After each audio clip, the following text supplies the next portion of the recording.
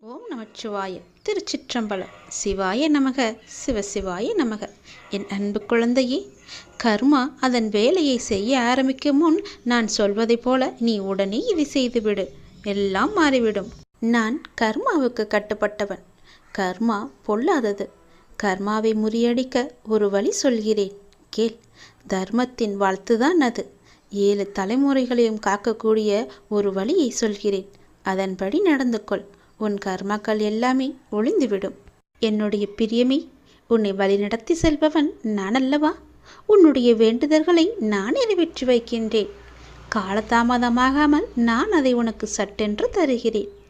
நம்மை நினைக்காதவரை நினைவில் எதையும் நீ வைத்துக் கொள்ளாதே.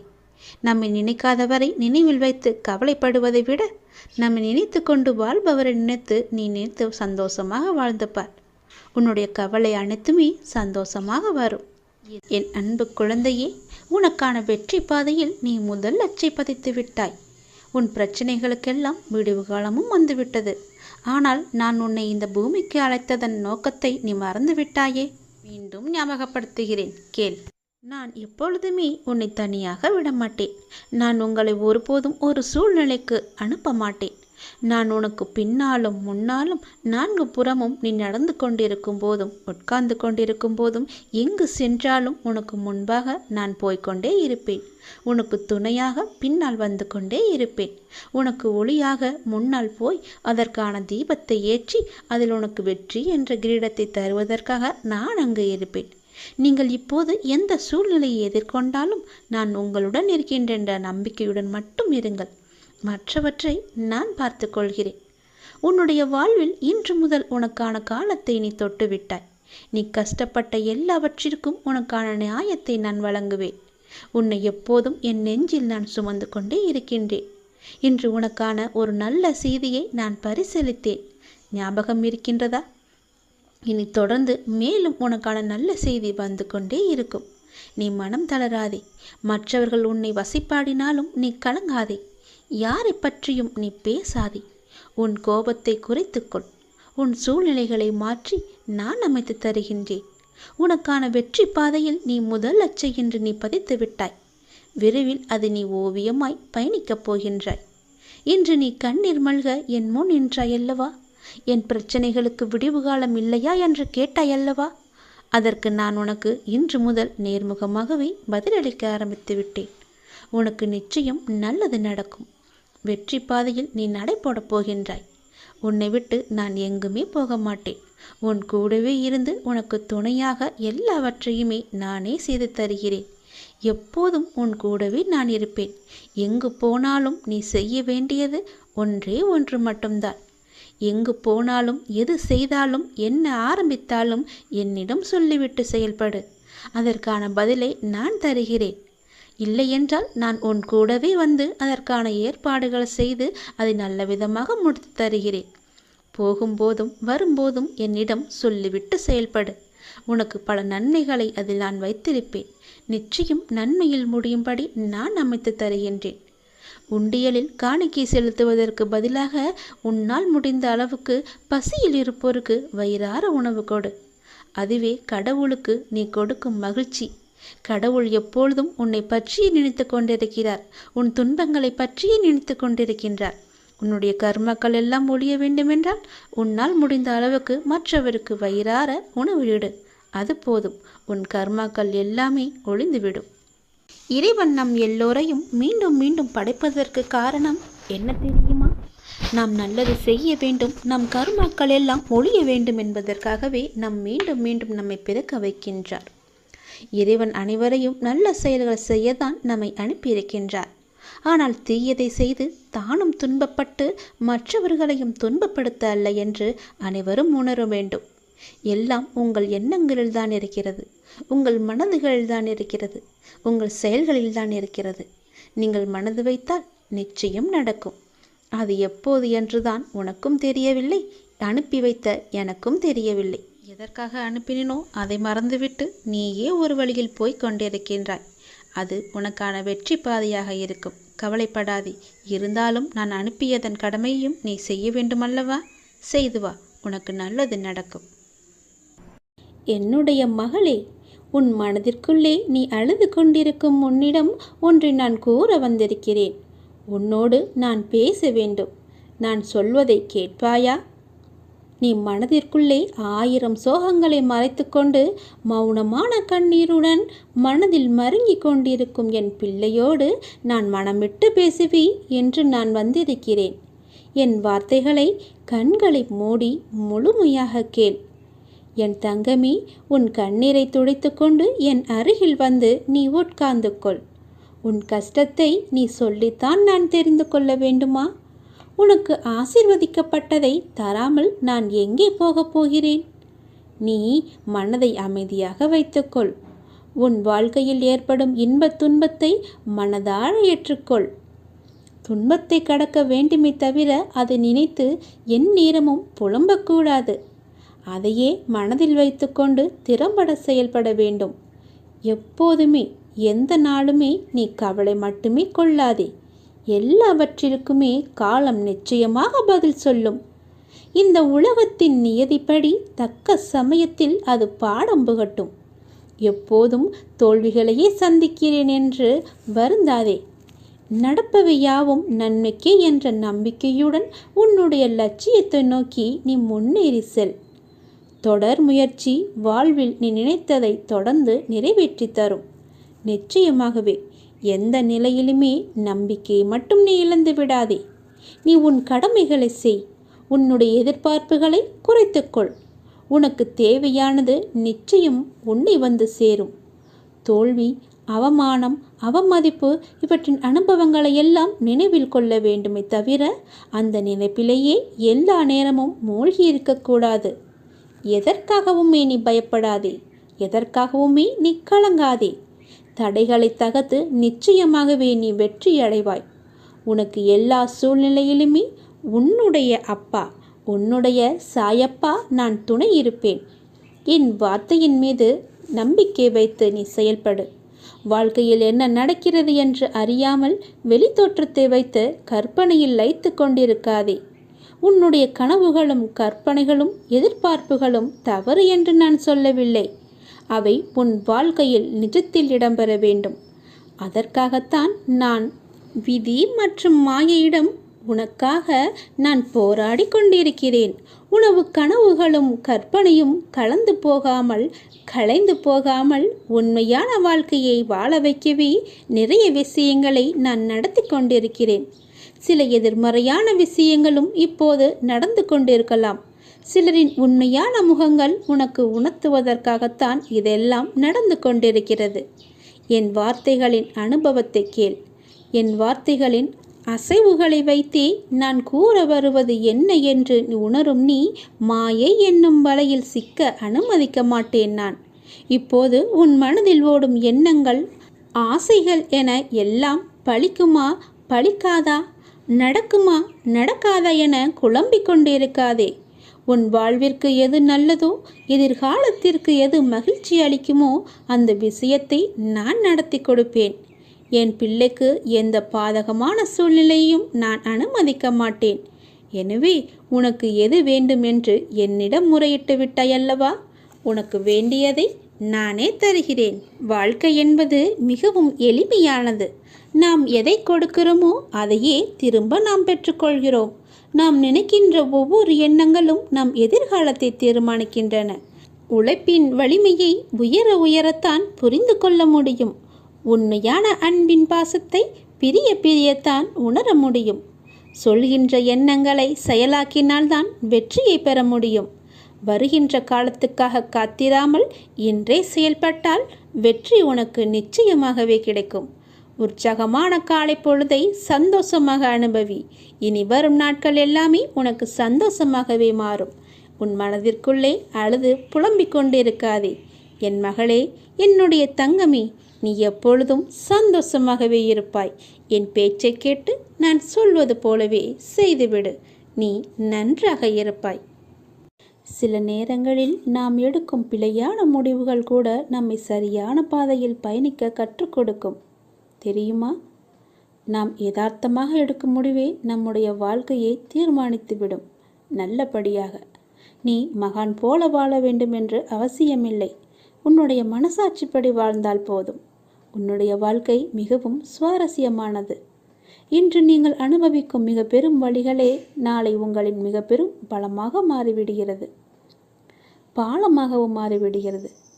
முயற்சிக்கு முன்னால், உங்களுடைய முயற்சிக்கு முன்னால் கேலிகள், கிண்டல்கள், துரோகங்கள், சோகங்கள், காயங்கள், சோதனைகள், தோல்விகள் என எல்லாமே இருக்கும். அவை யாவும் தோற்று ஒரு நாள் மாய்ந்து மடியும். ஞாபகம் வைத்துக் கொள்ளுங்கள். இன்று நீங்கள் அனுபவிக்கும் மிக பெரிய வழிகள்தான் நாளை இவற்றை எல்லாமே தோற்கச் செய்யும். இன்பம் வரும்போது அதை பற்றி சிந்தனை செய்யாதே. அது போகும்போது அதை பற்றி சிந்தனை செய். யாருக்குமே உன்னை பிடிக்கவில்லை என்றால் நீ இன்னும் நடிக்க கற்றுக்கொள்ளவில்லை என்ற அர்த்தம். நீயும் கொஞ்சம் நடிக்க கற்றுக்கொள். வாய்ப்பு என்பது பறித்து கொள்வதில்லை, திறமையால் நாம் தேடிக்கொள்வது. திறமையில் கவனம் செலுத்து, வாய்ப்பு உன்னை தேடி வரும். கடுமையான கஞ்சத்தனம், தகுதியற்ற தற்பெருமை, எல்லையற்ற பேராசை ஆகிய மூன்றும் தான் மனிதனை வீணாக்கிவிடும். கஞ்சத்தனமும் இருக்கக்கூடாது, தான் என்கிற தற்பெருமையும் இருக்கக்கூடாது. எல்லாமே எனக்கு வேண்டும் என்ற பேராசையும் இருக்கக்கூடாது. எதுவுமே புரியாத போது வாழ்க்கை தொடங்குகின்றது. எல்லாம் புரியும் போது அந்த வாழ்க்கையே முடிந்து விடுகிறது. உன் தவறை நீ உணரும்போது, நீ அமைதியாகும்போது தாழ்வதில்லை, உயர்ந்து போகிறாய். பிறந்து விட்டோம் என்று நினைத்து வாழாதே. இனி பிறக்கப் போவதில்லை என்று நினைத்து வாழ்ந்து பார். என்ன நடக்குமோ ஏது நடக்குமோ என்று யோசித்து கொண்டு இருப்பதை விட நீ முயற்சி செய்து பார். கிடைத்தால் வெற்றி, இல்லாவிட்டால் அது ஒரு அனுபவம். இரண்டுமே வாழ்க்கைக்கு தேவைதான். நீ மற்றவர்களால் தூக்கி எறியப்படும் ஒவ்வொரு பொழுதும் காகிதமாக கீழே விழக்கூடாது. விதையாக கீழே விழுந்து மேலே எழ வேண்டும், மீண்டும் முளைக்க வேண்டும். தள்ளாடு வயது வரும் முன்னே உனக்கென நீ சேர்த்துக்கொள். தனித்து விட்டாலும் தளராமல் தன்மானத்தோடு தலை நிமிர்ந்து வாழலாம். ஒவ்வொரு பொழுதும் உன் தேவைகளை நீயே நிறைவேற்றிக்கொள். சக மனிதர்களை நம்பி வாழாதே. ஏதோ ஒரு சந்தர்ப்பத்தில் அவர்களின் சுயரூபம் வெளிப்படும் போது உன்னுடைய மனம் உடைந்து சிதறிவிடும். நீ சிறிதும் யோசிக்காமல் எடுக்கும் முடிவுகள் அனைத்துமே உன்னை யோசிக்க வைத்து கொண்டே இருக்கும். வாழ்நாள் முழுவதும் எதிர்பார்ப்பு இல்லாமல் வாழ கற்றுக்கொள்ளுங்கள். அதுதான் வாழ்க்கையில் சந்தோஷத்தை உருவாக்கும். உன்னுடைய எண்ணங்களையும் கனவுகளையும் நிறைவேற்றுபவன் நானே. அதற்கு முழு பொறுப்பையும் நானே ஏற்றுக்கொள்கிறேன். நீ நன்றாக இருப்பாய், சந்தோஷமாக இருப்பாய். என் ஆசி உனக்கு எப்போதுமே உண்டு. எல்லாம் வல்ல இறைவன் யார்? நம்முடைய சிவன்தானே. இந்த பிரபஞ்சம் முழுவதற்கும் முழு முதற் கடவுள் நம்முடைய சிவன்தானே. அந்த சிவபெருமானே நம் வீட்டிற்குள் குடிவர 7 ஜென்மத்து பாவங்கள் தீர 7 வாரம் இந்த மரத்தை சுற்றி வந்தால் போதும். படைத்தல், காத்தல், அழித்தல் தொழிலில் அந்த அழிக்கக்கூடிய வேலையைத்தான் சிவபெருமான் செய்வதாக நாம் எல்லாம் நினைத்து கொண்டிருக்கிறோம். ஆனால் மும்மூர்த்திகளின் வடிவமாக திகழ்பவர் நம் சிவபெருமான். அவர் எதை அழிப்பார் தெரியுமா? நம்மிடம் இருக்கும் ஆணவம், கர்வம், கோபம், தலைகணம், நாம் செய்த பாவம், நோய் நொடி இவைகளை தான் அவர் அழிப்பாரை தவிர நம்மை அழிக்கக்கூடிய வேலையை என்றைக்குமே இந்த சிவபெருமான் பார்த்ததே கிடையாது. வழக்கம் போல நாம் இதையும் தவறாகத்தான் புரிந்து கொண்டிருக்கின்றோம். ஆகவே அழித்தல் தொழிலுக்கு உண்டான கடவுள் சிவபெருமான் என்று இனி சொல்லாதீர்கள். எம் பெருமானின் ஆசீர்வாதத்தை முழுமையாக பெறவும், நம் குடும்பத்தில் இருக்கும் பிரச்சனைகள் தீரவும், 7 ஜென்மத்து பாவத்தை கழிக்கவும், இந்த சிவபெருமானை வீட்டிற்குள் வர வைக்கவும் செய்ய வேண்டிய சிறப்பு வாய்ந்த பரிகாரம்தான் இது. சிவன் ஆசீர்வாதத்தை பெற ஏற்ற வேண்டிய தீபம் தெரியுமா? சிவனுடைய ஆசீர்வாதம் நமக்கு முழுமையாக கிடைக்க இந்த தீபத்தை நீங்கள் ஏற்றி வாருங்கள். சிவனுடைய ஆசீர்வாதத்தை முழுமையாக பெற வேண்டுமென்றால் மாதந்தோறும் வரக்கூடிய பிரதோஷ தினத்தில் சிவன் கோவிலுக்கு சென்று வழிபாடு செய்ய வேண்டும். சிவன் கோவிலில் இருக்கும் வில்வ மரத்தை 7 முறை வலம் வர வேண்டும். ஒரு வில்வக்காயை வாங்கி 2ஆக உடைத்து அதன் உள்ளே இருக்கும் விதைகளை நீக்கிவிட்டு நல்லெண்ணெய் ஊற்றி திரி போட்டு வில்வக்காயில் தீபம் ஏற்றி வில்வ மரத்துக்கு அடியில் வைத்து சிவபெருமானை மனமுருகி வேண்டி வரங்கள் கேட்டால் அந்த வரங்கள் உடனே நமக்கு கிடைக்கும். குறிப்பாக திருமணமாகாதவர்கள் 7 வாரம் திங்கட்கிழமை வில்வ மரத்தின் அடியில் வில்வக்காயில் தீபம் போட்டால் 7 வாரம் முடிவதற்குள் உங்களுக்கு ஒரு நல்ல செய்தி வந்து சேரும். 7 முறை வில்வ மரத்தை தினமும் சுற்றி வந்தால் கூட தவறு கிடையாது. வில்வ மரத்தை சுற்ற சுற்ற நீங்கள் செய்த பாவங்கள் எல்லாமே தீரும். 7 ஜென்மத்து பாவத்தை சுமந்து கஷ்டப்படுபவர்களுக்கு கூட சுலபமாகவே மோட்சம் கிட்டும். குறிப்பாக பிரதோஷ தினத்தன்று வில்வ மரத்தை வலம் வந்தால் எந்த நவகிரக தோஷமும் நம்மை தாக்காது. அவ்வளவு பெரிய மகிமை வாய்ந்தது. ஒரு வில்வக்காயை எடுத்து வந்து அதன் மேலே மஞ்சள் பூசி விபூதி பட்டையை போட்டு ஒரு மஞ்சள் துணியில் வைத்து கட்டி பூஜை அறையில் ஏதாவது ஒரு இடத்தில் வைத்து விடுங்கள். உங்கள் வீட்டில் 3 நாட்களுக்குள் நடக்காத நல்லது எல்லாம் கூட நடந்துவிடும். வீட்டை பிடித்த பீடை நீங்கிவிடும். தரித்திரம் நீங்கும். வீட்டில் செல்வ கடாட்சம் ஐஸ்வர்யம் பிறக்கும். எப்போதுமே நோய் நொடியோடு மருந்து மாத்திரை சாப்பிட்டு கொண்டிருப்பவர்களுடைய குடும்பம் கூட ஆரோக்கியமாக இருக்கும். ஆரோக்கியம் பெறும் என்பதும் ஐதீகமான உண்மை. சிவபெருமானின் அருள் ஆசியை முழுமையாக பெற வேண்டுமா? அந்த சிவபெருமான் உங்கள் வீட்டிற்குள் வர வேண்டுமா? தினமும் நெற்றியில் திருநீறு பூசுங்கள். கழுத்தில் ருத்ராஜம் கட்டிக்கொள்ளுங்கள். மனதிற்குள் சிவ சிவ என்று நாமத்தை மட்டும் சொல்லிக்கொண்டே இருங்கள்.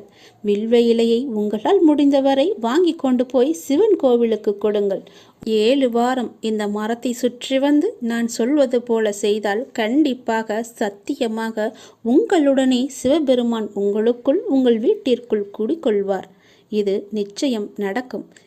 இது நம் அப்பாவின் வாக்கு. அவருடைய வாக்கை நாம் மீறக்கூடாது அல்லவா? ஒரு முறை செய்து பாருங்கள். உங்கள் வீட்டில் சுபிட்சம் உண்டாகும். ஐஸ்வர்யங்களும் பெருகும். நல்லதே நடக்கும். நீ எங்கிருந்தாலும் நான் உன்னுடன் இருப்பேன். உன்னுடன் மட்டும்தான் இருப்பேன். நீ இப்போது எந்த நிலையில் இருக்கிறாய் தெரியுமா? இன்ப நிலை நீங்கி துன்ப சுமையை நீ சுமந்து கொண்டிருக்கிறாயே. அனுபவிக்க இன்னும் என்ன இருக்கிறது என்ற அளவில் துன்பத்தின் எல்லை வரை சென்றுவிட்டு வெறுமையாய் நின்று என் சன்னதியில் எனது முகத்தை உற்று பார்த்து அழுது கொண்டிருக்கிறாய். உன்னை நான் கண்டு கொள்ளவில்லை என்று நினைத்தும் கொண்டிருக்கிறாய். உன்னை கரிசனத்தோடு நான் கவனித்து கொண்டுதான் இருக்கிறேன். ஒவ்வொரு முறையும் உன்னை தைரியப்படுத்தி கொண்டுதான் வருகிறேன் என்பதை நீ நினைவுபடுத்திக்கொள். நான் உனக்கு ஒன்றும் செய்யவில்லை என்று மட்டும் நினைத்து விடாதே. உனக்கே தெரியாமல் நான் பல விதத்தில் உனக்கு உதவி கொண்டிருக்கிறேன். இன்னும் நீ கடந்து போக வேண்டிய தூரம் கொஞ்சம் மட்டும்தான் இருக்கிறது. அதுவரை எல்லையற்ற பொறுமையோடு நீ காத்திரு. உனக்கு மிகவும் பொறுமை தேவை. தீவிர நம்பிக்கையோடு உனது சுமையின் கணம் தெரியாமல் இருப்பதற்காக எனது நாமத்தை நீ உச்சரித்தபடியே இருக்க வேண்டும். எனது சத்தத்தை உணர்வுள்ள நீ கவனித்து கொண்டு அதன்படி நடந்து கொள். அப்போது உனக்கு ஆறுதல் கிடைக்கும். மன நிம்மதி கிடைக்கும். நீ இப்போது கவலைப்பட்டு கொண்டிருக்கிறாயே, அந்த கவலை உனக்கே தெரியாமல் காணாமல் போய்விடும். இருந்த இடம் தெரியாமல் போய்விடும். நீ எதை பற்றியுமே மனதில் வைத்து கொண்டு சஞ்சலப்பட்டு கொண்டிருக்காதே. நான் உன் கூடவே இருக்கிறேன். எது வந்தாலும் நான் பார்த்து கொள்கிறேன். என்னுடைய அருள் நான் உனக்கு தருகிறேன். என் அருள் முழுவதையும் ஆசீர்வாதத்தையும் நான் உனக்கு தருகிறேன். நான் உனக்கு அருள் செய்ய காத்து கொண்டிருக்கிறேன். இப்படியெல்லாம் நான் செய்யும்போது நீ எதற்காக வீணாக கவலைப்பட்டு கொண்டு உன்னை நீயே வருத்தி கொண்டிருக்கிறாய்? வேண்டாம் தங்கமே. வீசும் காற்றுக்கு அளவுகோல் தெரியாது. பாய்ந்து சுழன்று வரும் அலையான நீருக்கு அளவு கிடையாது. சுடர்கொண்டு எரியும் நெருப்புக்கு அளவை எட்ட முடியாது. பரந்த ஆகாயத்திற்கு எல்லை என்ற அளவுகோல் இல்லை. நீளம் என்ற பரந்த பூமிக்கு ஆழங்களின் அளவுகோல் இல்லை. நீ போகும் தூரத்திற்கும் கடக்கும் பாதைக்கும் உன் அனுபவங்களுக்கும் அளவுகோல் உண்டா? இவற்றுக்கே இல்லை என்ற போது உன் வெற்றியை மட்டும் உனக்கு அளவுகோல் வைத்தால் நான் கொடுப்பேன். உனக்கான எல்லாமே தக்க சமயத்தில் கொடுத்து நான் உன்னை வாழ வைப்பேன். உன்னுடைய பாதைகள் எல்லாமே தெளிவாகும் காலம் வந்துவிட்டது. பணிகள் படர்ந்து இருள் சூழ்ந்த கஷ்டங்கள் எல்லாமே விலகி போகப் போகிறது. உன் மனம் நொந்து போன விஷயங்கள் எல்லாமே இப்போது உன் மனம் மகிழ்ச்சி அடையும் அளவிற்கு இனிமேல் ஒன்றின் பின் ஒன்றாக நிகழப்போகிறது. நிம்மதி என்ற மலர் உன் வீட்டில் பூக்கப் போகிறது. உன் மனதில் மலரப் போகிறது. இனிமேல் தென்றலாய் வசந்தமாய் நீ எப்போதும் வசந்த காற்றை சுவாசிக்கப் போகிறாய். நீ எதற்காகவுமே பயப்படாதே, கலங்காதே. உன்னில் வெற்றி என்ற தீபத்தை நான் ஏற்றி காமிக்கிறேன். அகிலத்தின் ரூபமாய் நான் எப்போதுமே உனக்கு துணையாக இருப்பேன். இது நிச்சயமாகவே நடக்கும். எதை பற்றியுமே கவலைப்படாதே. இன்றைய இப்போதைய சூழ்நிலையை வைத்து எதிர்காலத்தை நீ தீர்மானித்து விடாதே. எல்லாவற்றையுமே நானே பார்த்து கொள்கிறேன். உன் அப்பா நான் இருக்கும்போது எதற்குமே நீ கவலைப்படாதே.